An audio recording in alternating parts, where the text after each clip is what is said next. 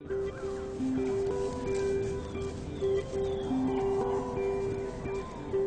just possible that this girl will have more time on Earth than anyone who's ever lived.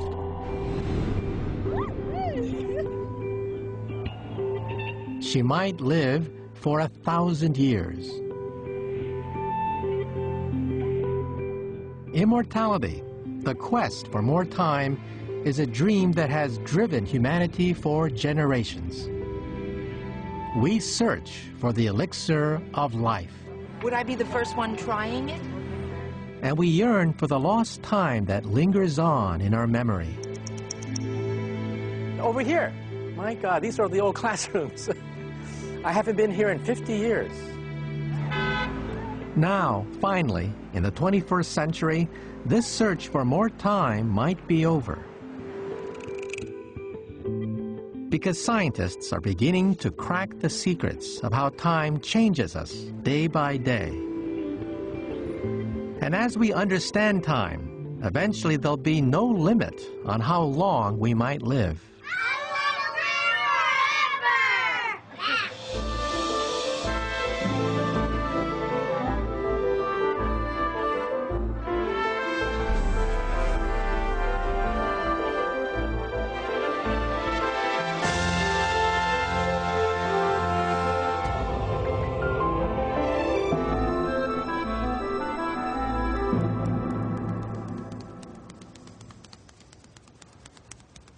Like every human who's ever lived, I know one thing for certain.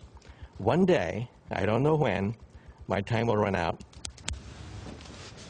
No matter how well I treat my body, no matter how well I eat or how well I exercise, I know that my body will fail, and one day I will die.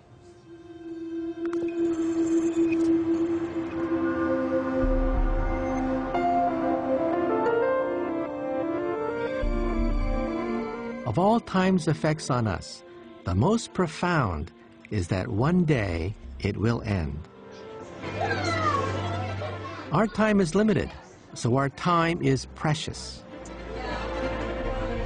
In this program, I'm going to look at what that means for us, how the knowledge of our limited time has shaped us as humans. I'm a theoretical physicist, and I live here in Manhattan. It's a place where time is always in short supply.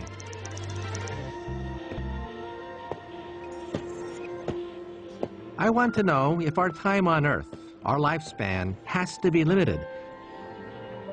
And if we could hold back the march of time, what would it mean for us?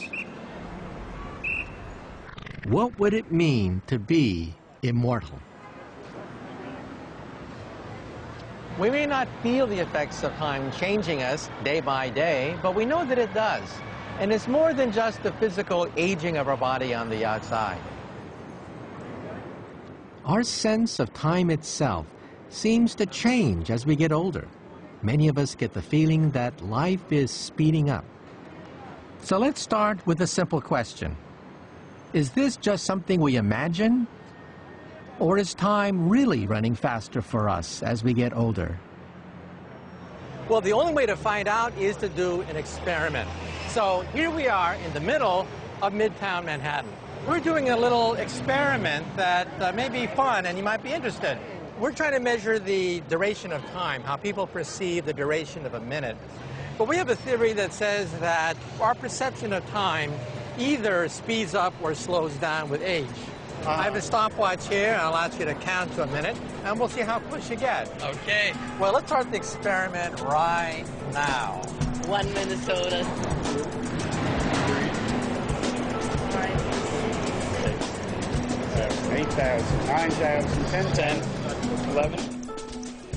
One thing I liked about this experiment is that you can assign numbers to it. It's quantifiable. So many times when we talk about the passage of time, it gets very touchy-feely. It gets very subjective. Here's an experiment where you can actually test it. 55, 6, 7, 58,000, 60. Go. 1 minute. You're under by about 12 seconds. 10 seconds under. You're under by about 6 seconds. 6 seconds. Our young people are tending to time a minute too quickly. They're finishing before their minute is up. 9 seconds over. 3 seconds over. 3 seconds. 19 seconds over. Over. Oh, my goodness. By contrast, our older people finish counting well after a minute has passed. Or maybe. In other words, they're marking time much more slowly. Well, I'll spend it well. And this has a dramatic effect on the way we see the world. It turns out that the internal clock that we have inside our brain is actually slowing down the older we get. And as the ticking begins to wind down, as the ticking of our clock begins to wind down, everything else seems to speed up.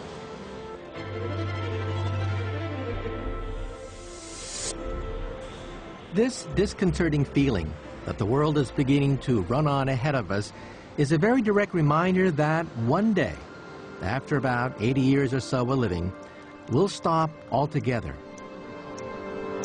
Our time will have run out.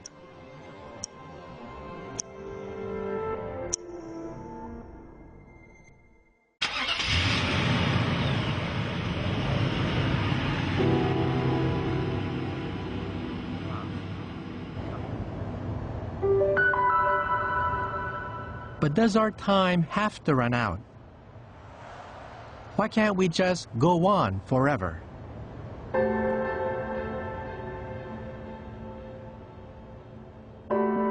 It's a question we've asked for centuries. After all, in nature, some things seem to have an almost endless lifetime. I'm looking for the oldest inhabitant on Earth, here on the edge of the Sierra Nevada in California. It's one of these bristlecone pine trees, so ancient that it has a name, Methuselah. It's nearly 5,000 years old. The Methuselah tree is 4,781 years of age. It's staggering to believe that this tree could be older than the pyramids, older than recorded history itself. It's magnificent. Amazingly, it's still fertile. Bury this pine cone and you will have a baby bristlecone pine, but its parent is almost 5,000 years old. That's a vast amount of time. So the question is, what's stopping us from living that long? What is it that determines how much time we have on Earth?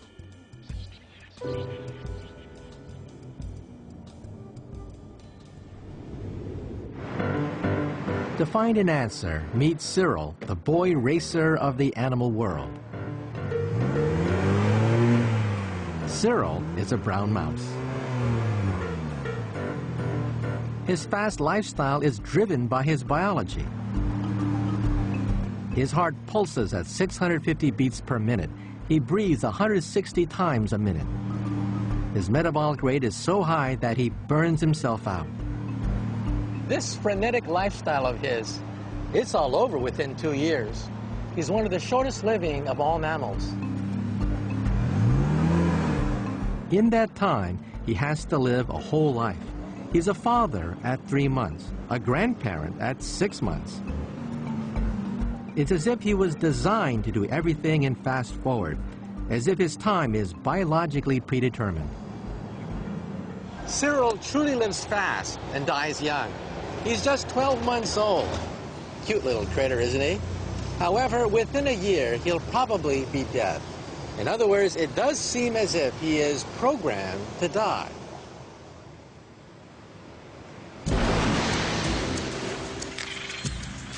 Across the animal kingdom, the story is the same. Each species has a pretty much fixed lifespan. From mayflies, who have just one day to enjoy the spring sunshine, to have sex just once and die, to elephants, who often have 70 years. Life and death seems to follow a pattern. So time, it would appear, is a precious commodity that is strictly limited by biology.